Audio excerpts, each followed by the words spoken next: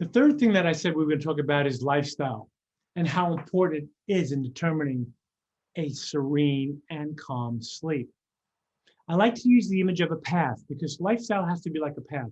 Most of you, I'm sure, like me, work a lot, or you have children that take up a lot of energy.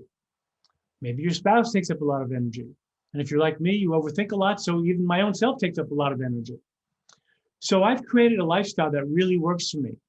So I'm going to give you some hints, even with the busy schedules, as how to have a good lifestyle.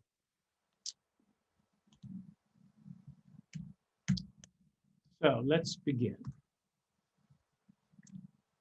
You have to have a way. You have to have a path, even with the busy schedules, to get through the day. That relaxes you and rejuvenates you.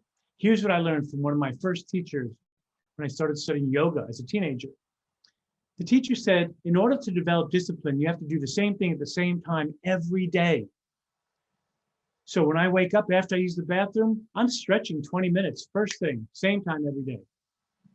Then I'm going to shave 5 minutes, but I also have a podcast on with something really positive or motivational, okay? Then I have my shower, and then I'm going to go have some breakfast.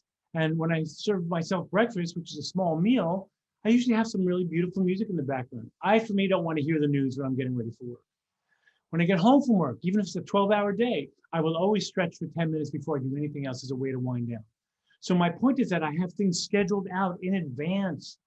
I know when I'm going to do my things, and that makes all the difference.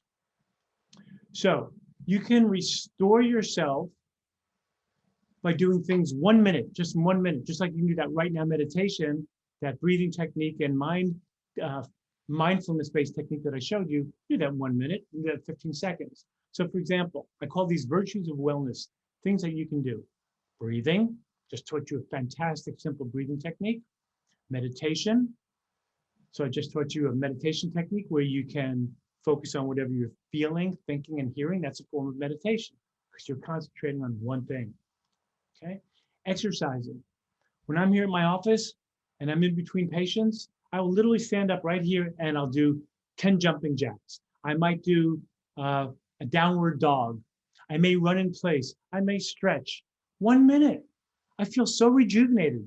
So I don't need to like block out 45 minutes to go to the gym. I can do it 1 minute anywhere.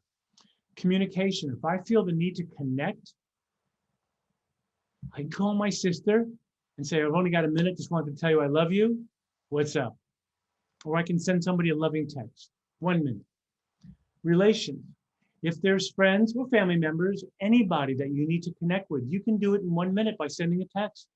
It doesn't mean you stay on that text strand for 10 hours, but it just means you can do one thing that feels right for you. Service. This is a big one. Now, this is a little tricky to do in 1 minute. I run a nonprofit, so community service is a big deal for me. So some days I do it for a few hours. But even in 1 minute, I can send a note to one of my board members thanking them for something they did. It's fun to serve others.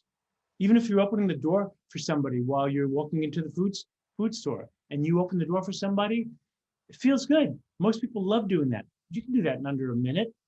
You can do that every day and feel good about yourself. Introspection, I'm really big on this. I believe everybody should take at least 1 minute a day when it's quiet. I do it sometimes before my 7-minute wind down, but I'll just sit on my bed and just check in with myself. How am I doing? What's up? I don't dwell on it. I just check in. And I'll always end it with, you're doing the best that you can, or you could do better. Here's how. Tomorrow, let's give it a go. Like I always end it with something positive. 1 minute. Nutrition. I can eat something really healthy or drink something really healthy in 1 minute.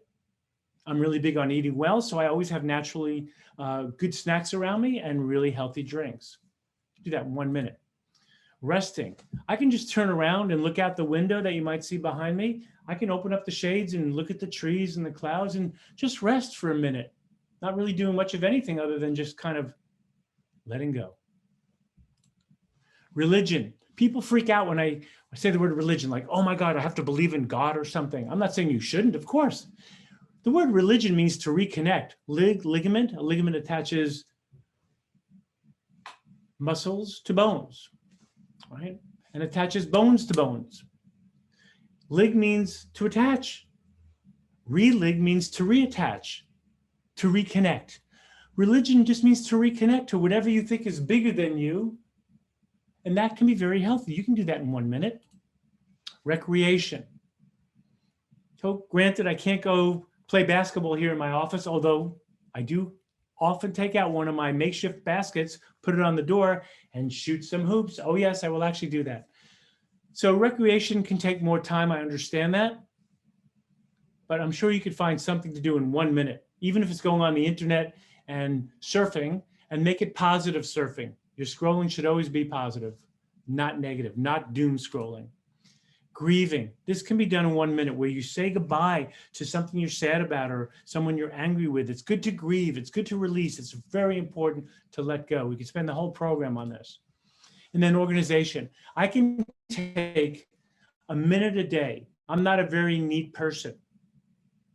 And every day I could take 1 minute to tidy something up, to organize something in my day timer. I can do clean up my drawer here. A lot of people like me are not very good at organization, but if you put 1 minute a day into it, you'll be amazed at how much better you'll get. So these are simple things that you can do every day for your lifestyle. So I want to wind down with having you just taking a relaxing breath, normal breath in, longer, slower, controlled breath out, and pausing.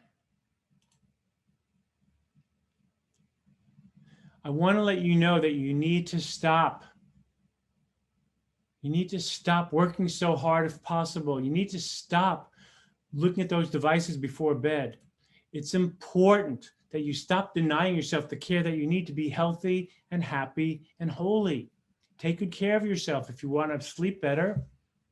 It's never, ever too late to start moving your life in the right direction by getting better sleep. This is not a small issue. Take good care of yourself. It's never too late to start. And when you have a healthy lifestyle and you know how to relax yourself right before bed using that technique I showed you, your sleep patterns will improve. Thank you so much for watching this presentation.